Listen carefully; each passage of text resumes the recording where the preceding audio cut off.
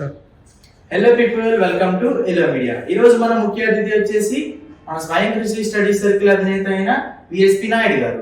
నాయుడు గారు, మీరు అసలు ఈ ఫీల్డ్ ని స్టార్ట్ చేద్దామని ఎందుకు అనుకున్నారు? నమస్తే అండి, జై శ్రీరామ్ సార్.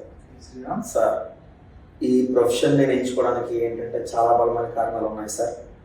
ఫస్ట్, నా మట్టుకు నాకు అనిపించింది ఏంటంటే సార్, జీవితంలో కష్టపడి పైకి రావాలి, ఎథిక్స్ అండ్ మోరల్ వాల్యూస్తో ఉన్నటువంటిది education profession sir. First of all వ్యవసాయ రంగం తర్వాత మనకి ఎడ్యుకేషన్ అనేది మనకి ముఖ్య భూమిక పోషిస్తుందండి.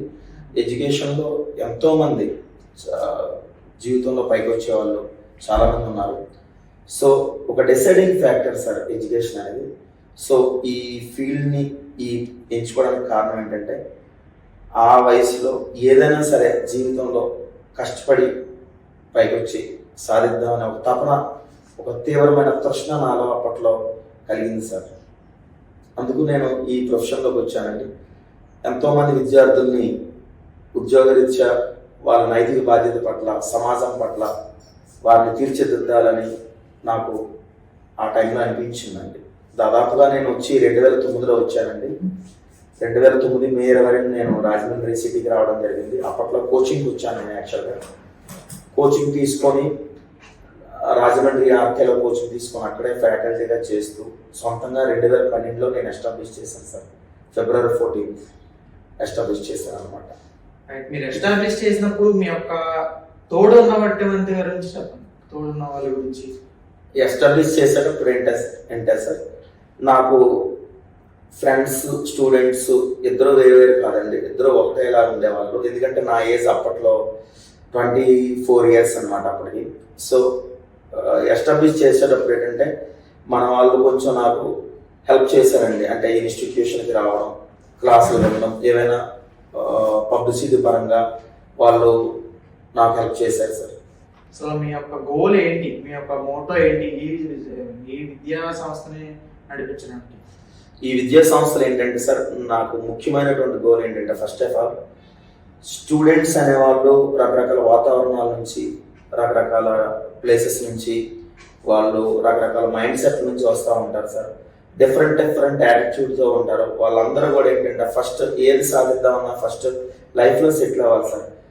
ఆ సెటిల్మెంట్ అనేది ఎలా ఉండాలంటే సార్, ఎడ్యుకేషన్తో ముడిపడి ఉంటే కనుక సరైనటువంటి లైన్లో ఉంటారు. మంచి త్రోవలో ఉండడం వల్ల ఏంటంటే సరైన నిర్ణయాలు వస్తుంటాయి. సమాజాన్ని ఎలా అర్థం చేసుకోవాలి, సమాజాన్ని మనం ఎలా జీవించుకోవాలి, డైజెస్ట్ చేసుకోవాలి, అలాగే సమాజంలో మనం ఎలా ఈ బురద అనే దాంట్లో ఒక కలవపూలా ఎలాగైతే ఈ సమాజం అనే దాంట్లో మనం బయటికి రావాలి అంటే కనుక ఖచ్చితంగా ప్రతి విద్యార్థికి మోరల్ వాల్యూస్, ఎథిక్స్తో పాటు మంచి హార్డ్ వర్క్ చేసేటువంటి నైపుణ్యం అందరిలో ఉంటుందండి. అది కాకపోతే ఏంటంటే మైండ్ అనేది ఏంటంటే ఫ్లక్చుయేషన్ అవడం వల్ల ఏంటంటే కొంతమంది నిర్ణయాలు తీసుకోలేరు.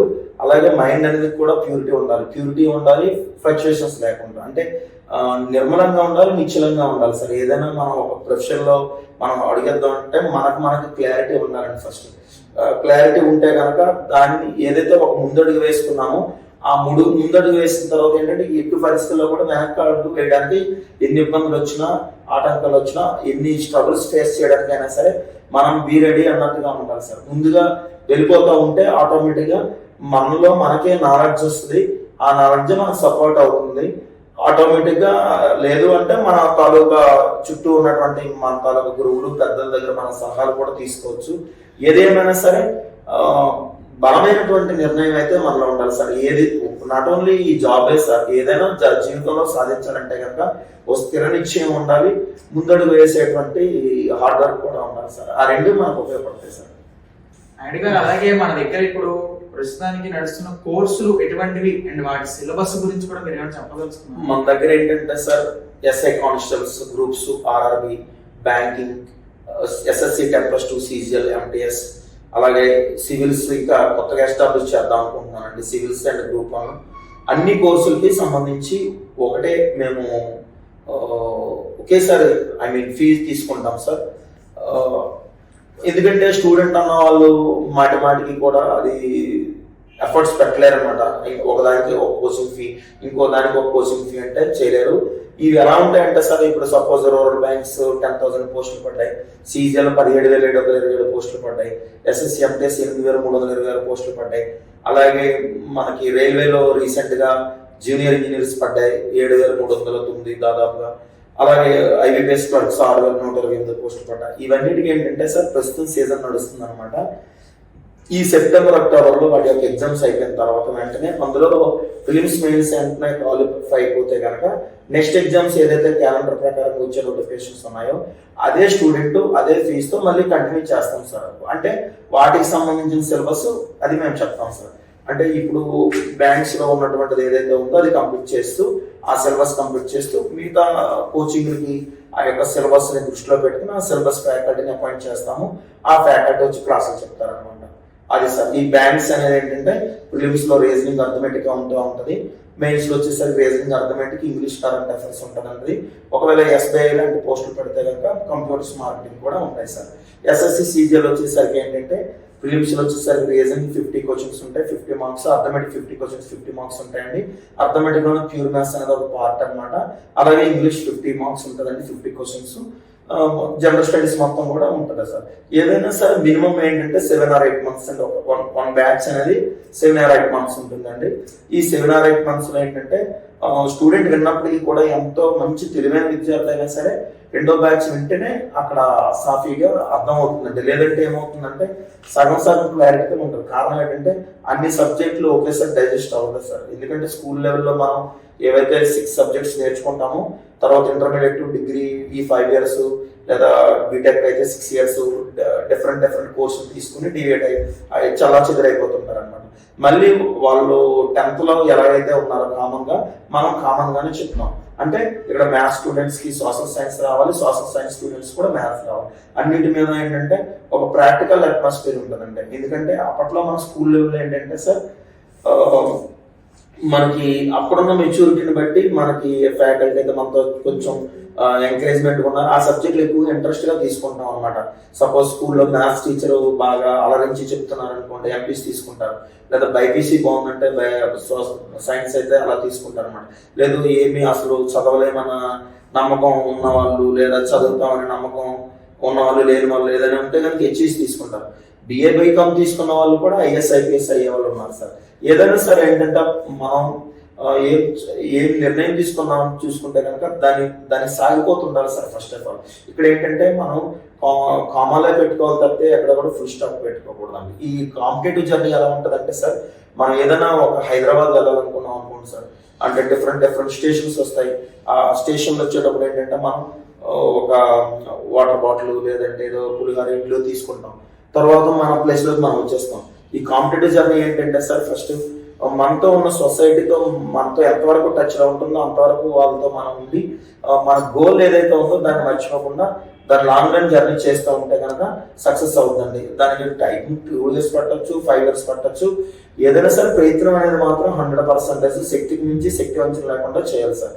ఒక్కసారి ఈ సముద్రంలో దిగిన తర్వాత ఏంటంటే రిలాక్స్ అవుతా ఉంటే కనుక అంటే మనం ఎదగలేము సార్. ఫస్ట్ అంటే తాత్కాలికమైన డిస్టర్బెన్సెస్ వస్తాయి, దానికి మళ్ళీ మనం సెల్ఫ్ మోటివేట్ చేసుకోవడం లేదంటే పెద్దల్ని ఏదైనా వాళ్ళని సంప్రదించి లేదా వాళ్ళ గైడెన్స్ తీసుకోవడం బెస్ట్ అండి. మ్యాక్సిమం ఏంటంటే సెల్ఫ్ మోటివేషన్ చేసుకోవడం చాలా మంచిదండి. ఇప్పుడు కూడా ఆత్మనిర్భరత భావం వస్తూ ఉంటుందండి. ఒక డిగ్రీ తర్వాత ఏజ్లో ప్రధానంగా వస్తుంది. ఎందుకంటే ఆత్మనిర్భరత భావం ఎప్పుడు వస్తుందంటే మన చుట్టూ సమాజం మనం ఎక్కడో దగ్గర నిందించినా లేదా అమాయకత్వం ఉన్నా లేదా ఆర్థికంగా బాగా వెనకబడి ఉన్నా లేదు మన ఫ్రెండ్స్ అందరూ బాగా సెటిల్ అవుతున్నారు, నేను ఏం చేసుకోలేకపోతున్నాను, ఏం నిర్ణయం తీసుకోలేకపోతున్నాను అని ఇలాంటి చిన్న చిన్న సమస్యలన్నీ వచ్చినప్పుడు కూడా ఏంటంటే స్టూడెంట్ ఏంటంటే డీవియేట్ అవడానికి అవకాశం ఉంటుందండి. మనం ఏంటంటే దీనికి కొంచెం మంచిగా సెల్ఫ్ మోటివేట్ చేసుకుని ఏమైపోతుందో మనము కూడా కష్టపడదాం అని డే 1 నుంచి కూడా మనం కష్టపడితే కనుక 1000 అడుగుల దూరమైనా సరే 1 అడుగుతోనే ప్రారంభం అవుతున్నట్టుగా 2 జర్నీస్ సార్. అంతే ఇక్కడ ఏంటంటే ఎవరు ఇక్కడ ఏంటంటే అంటే ఐ మీన్ ప్రొఫెషనల్స్ అవ్వరు సార్, అందరూ లెర్నర్సే. కాబట్టి ఏంటంటే ఎక్కువగా స్పెండ్ చేయడం, బాగా హార్డ్ వర్క్ చేయడం, తెలియని దాన్ని తెలుసుకోవడం, కన్సల్ట్ డిపార్ట్మెంట్ అయినటువంటి సబ్జెక్ట్స్ అయినటువంటి ఫ్యాకల్టీతో మనం టచ్లో ఉండడం, ఆ యొక్క ప్రతిదీ కూడా ఏంటంటే ఒక మంచి ఇంట్రెస్ట్ తీసుకోవాలి సార్. ఫస్ట్ ఎంత ఇంట్రెస్ట్ తీసుకోవాలంటే మనకి ఆ యొక్క గోల్ తప్ప ఇంకోటి కనపడకూడదు. అది ఫస్ట్ లో రాదు, మనకు నెమ్మదిగా వస్తుంది. బలమైన నిర్ణయం అంటున్నాను అందుకని. ఎందుకంటే బలమైన నిర్ణయం అంటే ఆ బలమైన నిర్ణయం ముందు మనకి ఇంత సమస్యలుగా కనిపించం అనమాట. అది అంచేత ఏంటంటే అలాగా స్టూడెంట్ అన్న వాళ్ళు ఏంటంటే ఫస్ట్ ఒక తీవ్రమైనటువంటి తపనతో కూడుకున్నటువంటి నిర్ణయం ఉండాలని నా అభిప్రాయం సార్. యాక్చువల్గా నాయుడు గారు, అసలు మీరు ఎక్కడ చదువుకున్నారు, మీకు ఈ ఫీల్డ్ లో గల ఇంట్రెస్ట్ ఏంటిది, అలాగే దీని వల్ల లాభం ఏంటో కూడా ఒకసారి మా వ్యూయర్స్ కి తెలియజేస్తాను అనుకుంటున్నాను. ఖచ్చితంగా తెలియజేస్తాను సార్. నేను ఒక మారుమూల పల్లెటూరు నుంచి వచ్చానండి. మాది విజయనగరం జిల్లా. యాక్చువల్గా ఇప్పుడు నేను ఎప్పుడు విజయనగరం జిల్లానే చెప్తూ ఉంటున్నాను. మాది పార్వతీపురం మన్యం అయిపోయింది సార్. ఇప్పుడు బలిజిపేట మండలం వంతరాం అనే ఒక పల్లెటూరు సార్. యాక్చువల్గా ఫస్ట్ ఇది అడుగుతారనుకున్నాను, ఎందుకంటే ఫస్ట్ మన ఉనికి, మన తాలూకా మదర్ విలేజ్ ఏదైతే ఉందో మాతృభూమి, అది చెప్పాల్సిన బాధ్యత ఉంది సార్. ఒక వంతరాం అనే ఒక పల్లెటూరు నుంచి నేను వచ్చాను సార్. అప్పట్లో కోచింగ్ తీసుకోవడానికి నానా తంటాలు నాతో నేనే ఫేస్ చేశాను. ఏది నిర్ణయం తీసుకుందామన్నా ప్రతిదీ ఆర్థికంతో ముడిపడి ఉంది. అలానే ఏదైనా సరే మనం ఫ్రీగా చదివేయడానికి లేదు, ఫ్రీగా ఏది రాదు, ఫ్రీగా వచ్చిన మనతో నిలవదు సార్. దేన్ని అయినా సరే దాన్ని ఒక భారీ మూల్యంతోనైనా కొనాలి, లేదా కాలంతోనైనా కొనాలి, లేదా మన తాలూ దృష్టితోనైనా, అంటే బలమైనటువంటి నిర్ణయంతోనైనా దాన్ని సాధించి శోధించుకోవాలి తప్పితే అంటే మనకి ఏది కూడా ఊరకనే వచ్చింది మనతో నిలవదు సార్. నేను ఏంటంటే అప్పట్లో గురువు గారి ఆశ్రమంలో చదువుకున్నాను. గురువు గారితోనే 8 ఏళ్ళు జర్నీ చేశాను. ఆయన కందేరు సూర్యనారాయణ గురువు గారు. తర్వాత ఏంటంటే MBBS గా చదివి తర్వాత కష్టపడి పైకి వచ్చి అంతర్ముఖానంద స్వామీజీ వారిని, వాళ్ళు డాక్టర్ వి వెంకటేశ్వరరావు అండి, DMHO గా రిటైర్ అయ్యారు. వాళ్ళ తాలూకా ఇద్దరు తాలూకా ఆశీస్సులు, వారి యొక్క గురుముక్తలో నేర్చుకున్నటువంటిది. నేను ఫస్ట్ ఏంటంటే నన్ను నేను ఒక పర్సన్ గా, అంటే ఒక ఉన్నతమైనటువంటి ఆదర్శ భావాలతో నన్ను నేను కొలుచుకున్నాను సార్. ఫస్ట్ అంటే నాకు నేను తయారైనని చెప్పొచ్చు సార్. ఫస్ట్ ఇప్పుడు ఏంటంటే అది ఇప్పుడు ప్రతి ఒక్కరు మనిషిగానే ఉంటారు, కానీ ఆ మైండ్ అనేది చాలా ఇంపార్టెంట్ అండి. దాన్ని ఆత్మబలం అనొచ్చు, లేదా ఆత్మశక్తి అనొచ్చు అండి. ఫస్ట్ ఏంటంటే మనం ఒక ఎనర్జీ క్రియేట్ అవ్వాలి సార్. ఫస్ట్ శారీరకంగా ఎనర్జీగా ఉండాలండి, ఏదైనా సాధించాలి. మానసికంగా కూడా దృఢంగా ఉండాలండి. ఈ రెండు ఉంటే ఆటోమేటిక్గా డబ్బు అనేది కూడా ఆటోమేటిక్గా వస్తూ ఉంటుంది సార్. సో నేను గురువుల తాలూకా గైడెన్స్ తీసుకుని, వాళ్ళ తాలూకా ఆశీస్సులు తీసుకుని రాజమండ్రి 2009 May 22 వచ్చానండి. అప్పట్లో మనకి ఈ రాజమండ్రి ఆర్కే స్టడీ సెంటర్ గురువు గారు అయినటువంటి వారి ఆధ్వర్యంలో నేను చదువుకోవడం జరిగింది. తర్వాత అక్కడే వాళ్ళు మంచిగానే చాలా బ్లెస్ చేస్తున్నారు. ఫ్యాకల్టీ కూడా అవకాశం ఇవ్వడం చాలా గొప్ప విషయం సార్. అంటే ఒక నిరుద్యోగి యొక్క ఆవేదన మీకు ఎలా అర్థమవుతుందండి? ఫస్ట్ ఒక నిరుద్యోగి తాలూకా ఆవేదన అనేది మనకు తెలియాలంటే ఫస్ట్ ఒక మన నిరుద్యోగంగా ఉంటే కానీ మనకు తెలియదు సార్. యాక్చువల్గా ఈ యొక్క నిరుద్యోగం అనేది యాక్చువల్గా అంటే సార్ సరైన గైడెన్స్ లో, సరైన క్రమశిక్షణ జీవితంతో సరైన రూట్ మ్యాప్ ఏర్పరచుంటే కనుక నిరుద్యోగి అయితే ఎవరు నిరుద్యోగిగా ఉండరు సార్. నిజంగా చెప్పాలంటే మనం తీసుకునే నిర్ణయం ఒకటి, చేసే పని ఒకటి అయినప్పుడు, ఆలోచించే విధానం అయినప్పుడు, త్రికరణ శుద్ధి లేనప్పుడు మన యొక్క ఫెయిల్యూర్ అనేది మన దగ్గర కనబడుతుంది సార్. తర్వాత సమాజాన్ని కూడా తప్పుపట్టేటువంటి అవకాశం కూడా ఉంటుందండి. నాయుడు గారు, ఇప్పుడు చాలా మంది అంటున్నారు గల ప్రభుత్వం, గత ప్రభుత్వం మారింది కదా, ఇప్పుడు ఆ ప్రభుత్వం అనేది నిరుద్యోగుల్ని చాలా ఎఫెక్ట్ చేసిందంటారా, లేదా ఏమన్నా మైనస్ కానీ ప్లస్ కానీ జరిగిందంటారా వాళ్ళకి? యాక్చువల్గా ఏంటంటే గత 2019 నుంచి 2024 వరకు కూడా మంచి నోటిఫికేషన్స్ వచ్చాయి సార్. చెప్పాలంటే సచివాలయం అని కానీ, లేదంటే కానిస్టేబుల్ అని కానీ, Group 4 కానీ, Group 2 కానీ వచ్చాయి. కానీ దేనికి కూడా ప్రాపర్ ఐడియా లేదు, ప్రాపర్ టైం ఇవ్వలేదు, ప్రాపర్గా ఒక గైడ్లైన్స్ లేదు. దేనికి కూడా ఏంటంటే అన్నీ కూడా సగంకి అయిపోయినాయి. ఏది కూడా 30 to 40 days లోనే కంప్లీట్ చేయడం వల్ల ఏంటంటే ఏ విద్యార్థి కూడా అది కోరుకోలేనట్టుగా అయిపోయింది సార్. నోటిఫికేషన్స్ వచ్చాయని చెప్పొచ్చు, కానీ నోటిఫికేషన్స్ ఫుల్ఫిల్ చేయలేదు. ఇచ్చిన నోటిఫికేషన్ ఏది కూడా టైం ఇవ్వలేదు సార్. ఏదైనా సరే ఏంటంటే స్టూడెంట్ ఓరియంటేషన్ లో ఆలోచించాలి సార్. ఏదైనా ఇప్పుడు నోటిఫికేషన్ ఇచ్చామంటే మినిమం ఒక 4 months ఇట్లా ఇస్తేనే స్టూడెంట్స్ అనేవాళ్ళు రైజ్ అప్ అవుతారు, ప్రిపేర్ అవ్వడం. ఎందుకంటే కొంతమంది కూలీలు చేసుకుంటారు, వ్యవసాయం చేసుకుంటారు, డబ్బులు పోగు చేసుకుంటారు, కొంతమంది సాఫ్ట్వేర్ సైడ్ వెళ్ళిపోతూ ఉంటారు, కొంతమంది కెమికల్ కంపెనీస్ వాటిల్లో వెళ్ళిపోతూ ఉంటారు. ఎక్కడో పని చేసుకుంటూ part time working, full time thinking లాగా ఏంటంటే ప్రతి ఒక్కరు ప్రైవేట్ జాబ్ చేస్తూ ఉంటారు, కానీ గవర్నమెంట్ జాబ్ కూడా సాధించాలని చాలా తపన పడతా ఉంటారు సార్. వాళ్ళకి టైం అయితే ఇవ్వలేదు సార్ గత ప్రభుత్వం. ఎందుకంటే ఆల్రెడీ కోచింగ్ తీసుకున్న వాళ్ళకి ఉపయోగపడిందేమో అని నేను చెప్పలేను, కానీ ఏదేమైనా సార్ రివిజన్ ఓరియంటెడ్ అయినా మినిమం 3-4 months లేదే ఎవరూ చేయలేదు సార్. కోచింగ్ సెంటర్ని దృష్టిలో పెట్టుకొని టైం ఇవ్వడానికి కాదు సార్. ఫస్ట్ ఏంటంటే స్టూడెంట్ ఓరియంట్ నోటిఫికేషన్ అనేది ఎవరికి యూజ్ అవ్వాలి, స్టూడెంట్. మరి ఆ స్టూడెంట్కి యూటిలైజ్ అవ్వలేనప్పుడు ఆ నోటిఫికేషన్స్ అనేది రిసీవ్ చేసుకోవాలి కదా. సో ఎఫెక్ట్ అయితే పడింది సార్ అందులో. చాలా మంది తల్లిదండ్రులు కాంపిటేటివ్ ఎగ్జామ్స్ అనగానే ఐఐటి మరియు నీట్ అని అనుకుంటున్నారు, కానీ ఇంకా చాలా ఆప్షన్స్ ఉన్నాయని మీరు ఏమన్నా చెప్పగలరా? అంటే దానికి ఏంటంటే సార్ బేసిక్ గా నీట్ IIIT స్టూడెంట్స్ ఏంటంటే వాళ్ళు బై బర్త్ ఏంటంటే వాళ్ళు ఆ గోల్ మీద ఉంటారు సార్. వాస్తవం చెప్పాలంటే పేరెంట్స్ కి గోల్ ఉండాలండి. సపోజ్ స్టూడెంట్ ఇప్పుడు మా లాంటి వాళ్ళు ఏంటంటే 8 దిక్కులు అంటే 4 డైరెక్షన్స్ 4 సబార్డినరీ డైరెక్షన్స్ తిరిగి అది బాగుంటుందా ఇది బాగుంటుందా అని మేమంతా తిరిగి ఒక త్రోవను ఎంచుకొని ఆ త్రోవలో తిరిగేసరికి కొంత టైం పట్టేసింది సార్, 3-4 years. ఎందుకంటే ప్రాపర్ గైడెన్స్ లేక మేము షఫలింగ్ అయిన వాళ్ళం అనమాట, చాలా ఇబ్బంది పడ్డాం అనమాట. కానీ ఆ ఇబ్బంది పడినా మాకు ఆ సక్సెస్ ఉపయోగపడవచ్చు కానీ ఉపయోగపడకపోవచ్చు, కానీ మాతో చదువుకున్నటువంటి పిల్లలకైతే మా దగ్గర చదువుకున్న పిల్లలకైతే ఖచ్చితంగా ఉపయోగపడుతుంది. ఈ నీట్ IIIT అంటే ఏంటంటే ఫస్ట్ పేరెంట్ కి గోల్ ఉండాలండి ఫస్ట్. అంతే తప్పితే స్టూడెంట్ కి గోల్ ఉన్నంత మాత్రాన అది అయిపోలేదు కదా. ఎందుకంటే వాడికి స్కూల్ లెవెల్ నుంచి అది ఒక తప్ప ఉండాలన్నమాట. ఇప్పుడు చాలా మంది చూడండి, ఎప్పుడైనా డాక్టర్ అవ్వాలంటే ఆ ఆట వస్తువులు స్టెథోస్కోప్ ఇవన్నీ ఉంటుంటాయి అనమాట. అంటే వాటితోనే పెంచాలన్నమాట. ఒక ఇంజనీర్ అంటే వాటితోనే పెంచాలి. ఇప్పుడు ఏంటంటే సార్ మా లాంటి వాళ్ళు ఏంటంటే వ్యవసాయం చేసుకొని ఈ చిన్న కూలీ పనులు చేసుకుంటూ మేము వచ్చిన వాళ్ళం సార్. వాటి గురించి నాకు పూర్తిగా, ఎందుకంటే నా యొక్క సమాజంలో అలాంటి వాళ్ళు ఎవరు కూడా, అంటే నేను పెరిగిన వాతావరణం అలాంటిది కాదు సార్. ఫస్ట్ నాకు దాని గురించి ఐడియా లేదండి. ఏదైనా సినిమా చూస్తే ఒక ఐడియా ఉందేమో కానీ, లేదంటే ఎవరో చెప్తే దాన్ని బట్టి కానీ ప్రాపర్ ఐడియా అయితే లేదు సార్ దాని గురించి. ఎందుకంటే మేమంతా కూడా రూరల్ నుంచి వచ్చిన వాళ్ళం సార్, బాగా గ్రామీణ ప్రాంతాల నుంచి వచ్చి వాటి గురించి నాకు కొంత ఐడియా ఉంది. అట్లాంటి పిల్లల గురించి అయితే నేను కనుక ఖచ్చితంగా మోటివేట్ చేయగలను సార్. బాగా రిచ్ అన్న దాని గురించి నేను అంతగా మాట్లాడలేను సార్. ఫస్ట్ నిరుద్యోగి నుంచి ఉద్యోగి వరకు చేయాలంటే మీరు ఇచ్చే ఎఫర్ట్స్ ఎలా ఉంటాయి? ఫస్ట్ స్టూడెంట్ అనేవాడు తీసుకున్న నిర్ణయంలో 50% బిల్డప్ అయిపోతుంది సార్. కాన్ఫిడెన్స్ లోనే సక్సెస్ వచ్చేస్తుందండి. రిమైనింగ్ 50% ఏంటంటే అది మాతోనే పని సార్. యాక్చువల్గా చెప్పాలంటే ఫస్ట్ ఏంటంటే డే 1 నుంచి స్టూడెంట్ అనేవాడు అంకిత భావంతో ఉండాలి సార్. ఎన్ని సమస్యలు వచ్చినా వైదొలిగినటువంటి క్యారెక్టర్ అనేది స్టూడెంట్గా ఉండాలి సార్. దాన్ని మనం స్థితప్రజ్ఞత అనొచ్చు. అంటే వాడు తీసుకున్న నిర్ణయం ముందు మిగతావన్నీ ఆడికి చిన్నలాగా కనపడవచ్చు సార్. అలాంటి అంతఃకరణ శుద్ధితో వాడు ఉండాలి. ఫస్ట్ కోచింగ్ నమ్ముకోవాలి, కోచింగ్ సెంటర్ నమ్ముకోవాలి, ఫ్యాకల్టీని నమ్ముకోవాలి, తదనుగుణంగా ప్రాక్టీస్ చేయాలి సార్. వాడు వస్తే కనుక ఖచ్చితంగా మనం సక్సెస్ చేస్తాం సార్.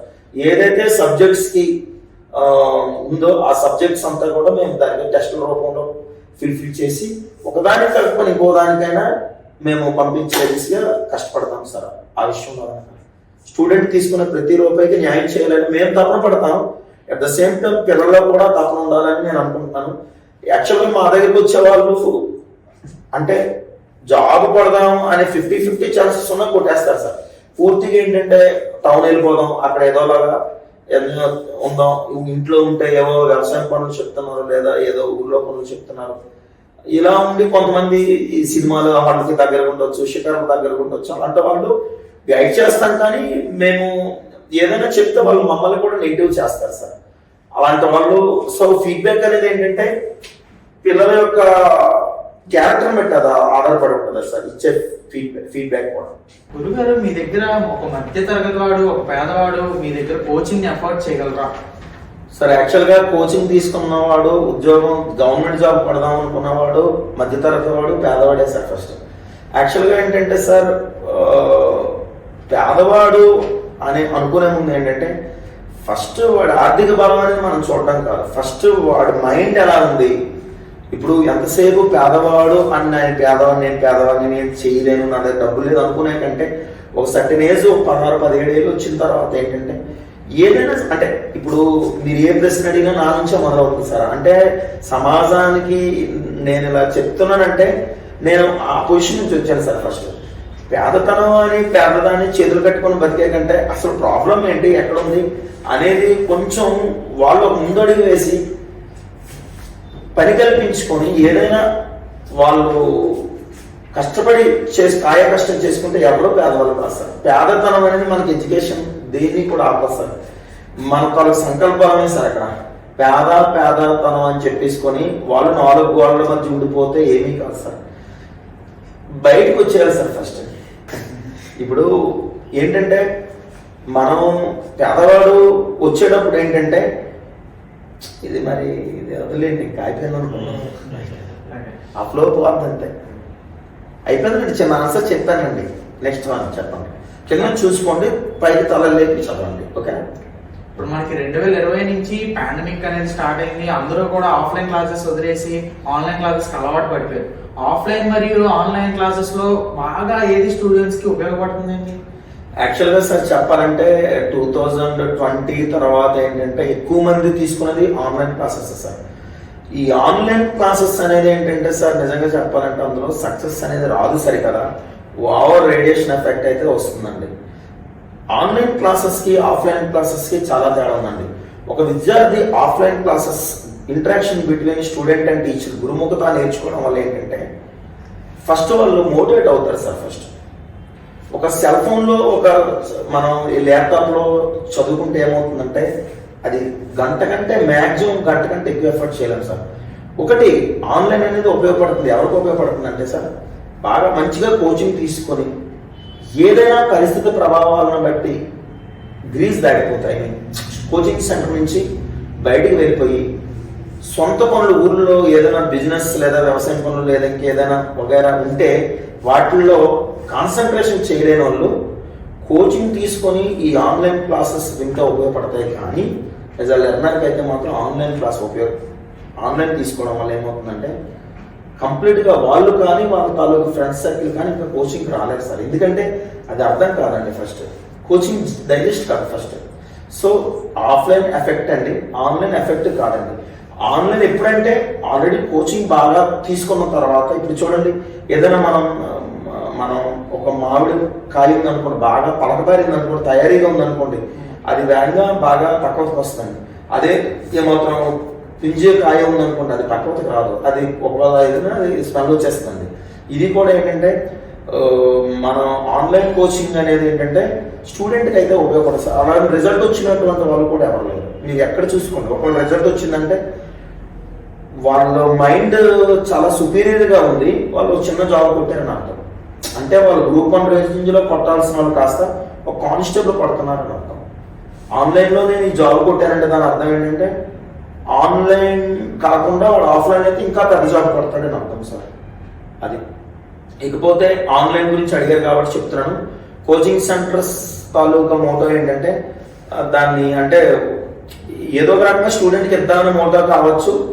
సో అది ఆన్లైన్ ఫెయిల్ అయిపోయింది సార్ కంప్లీట్గా. ఒకటి ఇలా అయితే యూజ్ అవుతుంది అనమాట.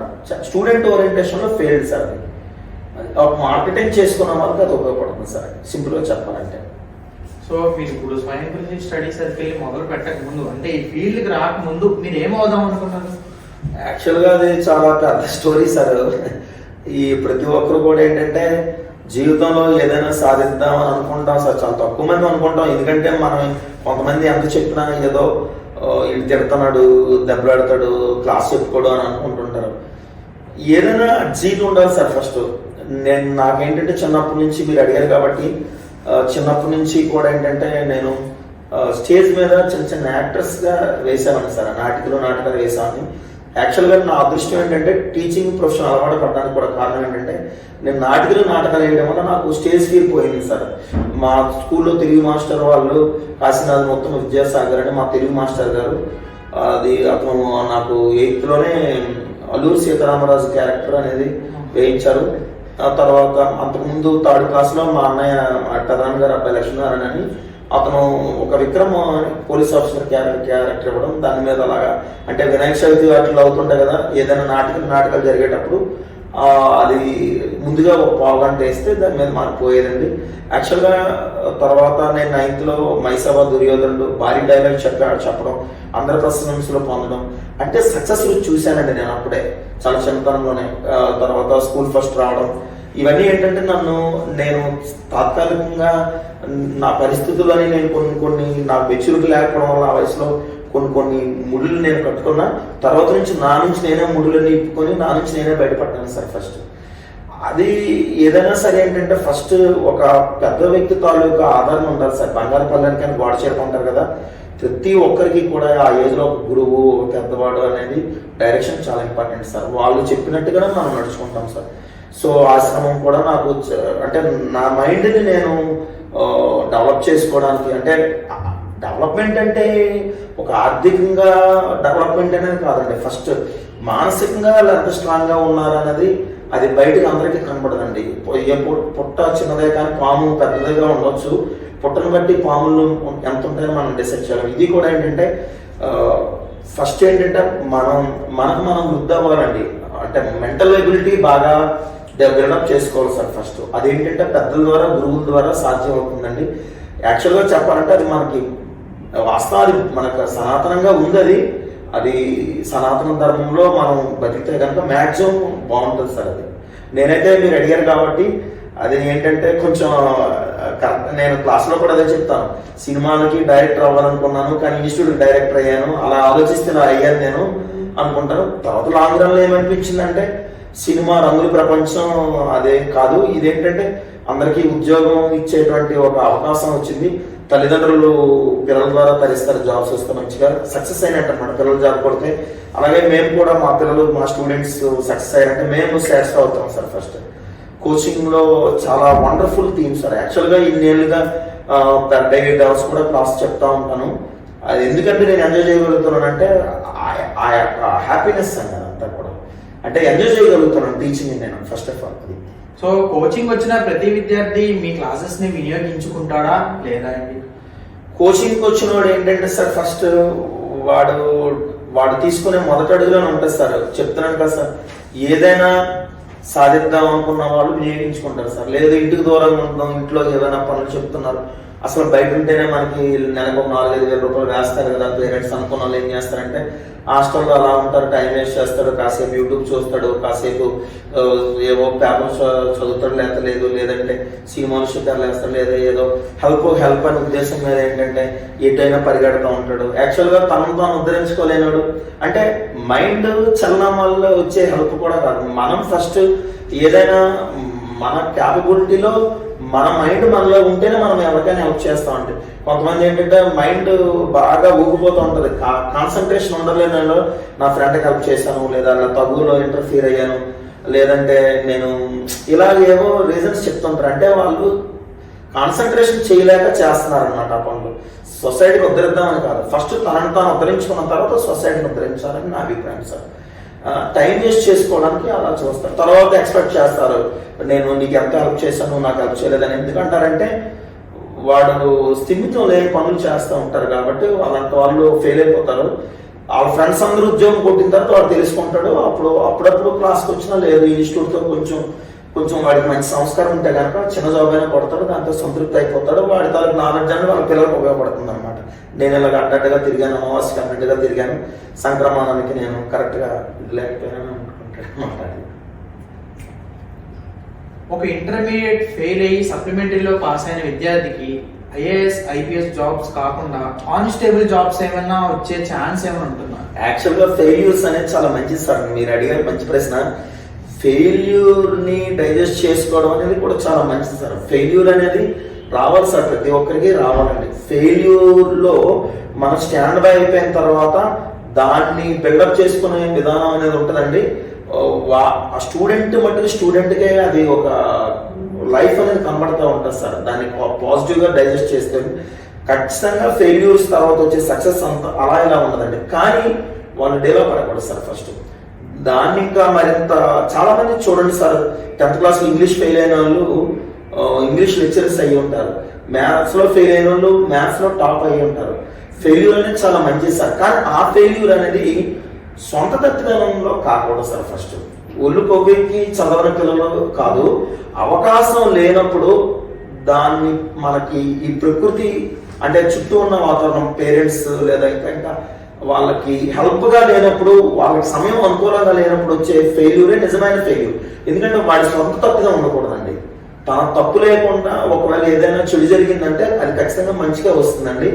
కావాలని అగ్గిలో చేయి పెట్టి కాలుతుందంటే కాలుతుంది, పొరపాటున అగ్గిలో చేయి పెట్టి కాలిందంటే దానికి ఖచ్చితంగా దానికి లాభం ఉంటుంది. తాత్కాలిక నష్టం ఫేస్ చేసినా ఖచ్చితంగా లాభం అయితే ఉంటుంది సార్. అందులో ప్రతి విద్యార్థి కూడా ఏంటంటే ఫెయిల్యూర్స్ నుంచి బయటపడాలంటే కనుక వాడు బయటకు వచ్చేయాలి. బయటకు వచ్చిన తర్వాత దాన్ని మంచిగా ప్లాన్ డిజైన్ చేసుకుంటే ఖచ్చితంగా మనకి సక్సెస్ అవుతారు సార్. ఫెయిల్యూర్స్ అనేది ఏంటంటే విజయానికి సోపానాలని మనం బయట కూడా చూస్తూ ఉంటాం. మంచిది సార్ ఫెయిల్యూర్స్ అనేది. అంటే ఒక ఫెయిల్యూర్ మీరు యాక్సెప్ట్ చేస్తాను? ఖచ్చితంగా నేను యాక్సెప్ట్ చేస్తాను సార్. ఎందుకంటే ఫెయిల్యూర్ అనేది సమాజం దృష్టిలో ఫెయిల్యూర్ అనేది ఉండదు సార్, కానీ నా అంతరాత్మలో అది ఫెయిల్యూర్ అయిందా లేదా అనేది నేను ఆలోచిస్తాను అనమాట. ఓకే, మీరు ఫెయిల్యూర్ అంటున్నారు కదా, నేను డిగ్రీ నా ఇంటర్మీడియట్ 6 సబ్జెక్టులు ఉండిపోయాయి కదా సార్, తర్వాత డిగ్రీ 13 సబ్జెక్టులు ఉండిపోయిన తర్వాత నేను ఆ టైంలో చాలా గిల్టీగా ఫీల్ అయ్యేవాను. కారణం ఏంటంటే నేను స్కూల్ ఫస్ట్ వచ్చినోడిని, నాకు ఎందుకు ఇలా జరిగిందా అనిపించింది.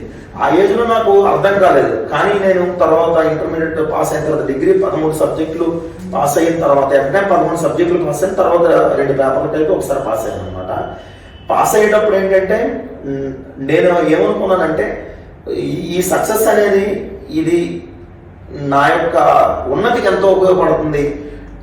1 సంవత్సరంలో పాస్ అవ్వాలనేది 3 సంవత్సరాల్లో పాస్ అవ్వాలనే సబ్జెక్ట్లో 1 ఏడాది పాస్ అయ్యానంటే నేను 2 మంత్స్ హార్డ్ వర్క్ చేస్తాను. మరి ఎందుకు ఫెయిల్ అయ్యాను అంటే నా పరిస్థితులు నాకు అనుకూలంగా లేనప్పుడు నేను ఫెయిల్ అవుతాను. ఇంకో విషయం ఏంటంటే చదివే అనేది కాదు సార్, ఏ యొక్క ఇంట్రెస్ట్ ఉందో, సపోజ్ కొంతమందికి డ్యాన్స్ ఇంట్రెస్ట్ ఉంటుంది, కొంతమందికి సంగీతం ఇంట్రెస్ట్ ఉంటుంది, కొంతమందికి ఇంకా ఏదైనా సమాజానికి ఏదైనా చేద్దామని ఇంట్రెస్ట్ ఉంటుంది. నాకు కూడా మంచి సమాజం పట్ల చాలా ఇంట్రెస్ట్ ఉందండి. సొసైటీ అంటే సోషల్ సర్వీస్లో డాక్టరేట్ కూడా ఇచ్చారు, నాటా యూనివర్సిటీ వాళ్ళు ఇచ్చారు సార్, అమెరికన్ వాళ్ళు. అంటే ఏదైనా ఒక దాంట్లో సక్సెస్ వస్తేనే సార్ మిగతా వాటిల్లో మనం సక్సెస్ చూపించగలం. అసలు ఏంటంటే ఏ దారి లేక ఆ దారిలో ఉండడం అనేది అది మనకు సక్సెస్ రాదు సార్. తీసుకున్నది ఏదైనా సరే ఒక మంచి నిర్ణయం ఎంచుకోవాలి, దాని నుంచి మనం పొటెన్షియాలిటీ సంపాదించాలన్నమాట. సో ఇప్పటికీ కూడా స్వయం కృషి ఇన్స్టిట్యూట్ చాలా మంది సక్సెస్ అనుకుంటారు. యాక్చువల్గా స్వయం కృషి ఇన్స్టిట్యూట్ ముందు అంటే నాకు మెచ్యూరిటీ వచ్చిన తర్వాత స్టార్ట్ చేశాను ఇది. కానీ నాకు ఏ మెచ్యూరిటీ అంటే వయసు అనేది మెచ్యూరిటీ కాదు, నేను వచ్చిన వాతావరణం నుంచి చూసుకుంటే నాకు నీల్ మెచ్యూరిటీ అనమాట. కానీ ఒక బ్లాంక్ పేపర్గా ఉండేటప్పుడు నేను ఎట్ టైం నాకు ఇంటి దగ్గర నుంచి సపోర్ట్ లేకపోయినా కష్టపడి వ్యవసాయం పనులు కూలీ నాలి సిమెంట్ పనులు చేసుకుంటూ చిన్న వంశోషం చెప్పుకుంటూ నేను డిగ్రీ పాస్ అయ్యాను. అది నా లైఫ్లో నా విద్యార్థులకు ఎక్కువ చెప్పుకుంటానండి. ఎందుకంటే పిల్లలే మన తాలూకా ఏ రక్త సంబంధం లేనటువంటి రిలేషన్ ఏదైనా ఉందంటే అది గురువు శిష్యుల మధ్య ఉన్నటువంటి బంధం. వాళ్ళకి నేను చాలా మంచిగా చెప్పుకుంటాను అనమాట. అంటే దాన్ని గర్వంగానే వాళ్ళు ఎవరైనా అనుకోవచ్చు, కానీ అది ఎలా అనుకున్నా పర్లేదు. అది నాకు ఎప్పటికీ కూడా నా అంతరాత్మని మంచిగా రేకెత్తిస్తుంది అనమాట. అంటే నేను ఒక ఫిజికల్గా అంత స్ట్రాంగ్గా, మెంటల్గా అంత స్ట్రాంగ్ ఉండబట్టి నేను పాస్ అవ్వగలిగాను. అంటే లాస్ట్ నా ఫ్రెండ్స్ అందరికి తెలుసు, నా రూమ్మేట్స్ అందరికి కూడా సార్, 50 డేస్ నేను సిమెంట్ పనులు చేసుకుని 110 రూపాయలు పెర్ డే కూలి వస్తే ఆ రూమ్లన్నీ కూడా ఆ బకాయిలన్నీ తీర్చేసుకుని 1 ఇయర్ ఫుడ్ లేక ఈ సబ్జెక్టులు చదివి అంటే మనిషి పేరైపోయాను అనమాట, నీరసించిపోయాను.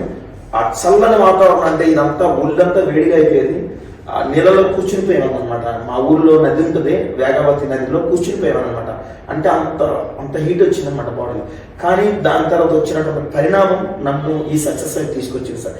అందుకు నేను చాలా ప్రాబ్లమ్స్ ఫేస్ చేసినప్పటికి కూడా నేను నా తాలూకా పాత విషయాలు నెమరు వేసుకుంటాను. ఏమైపోయిందిలే, ఏమవుతుంది, అంతకన్నా కాదు కదా, జీరోతో స్టార్ట్ అయ్యాను, మా అయితే జీరో అయ్యే ఛాన్స్ అయితే లేదు అని నాకు నేను సెల్ఫ్ మోటివేషన్ చేసుకున్నాను సార్.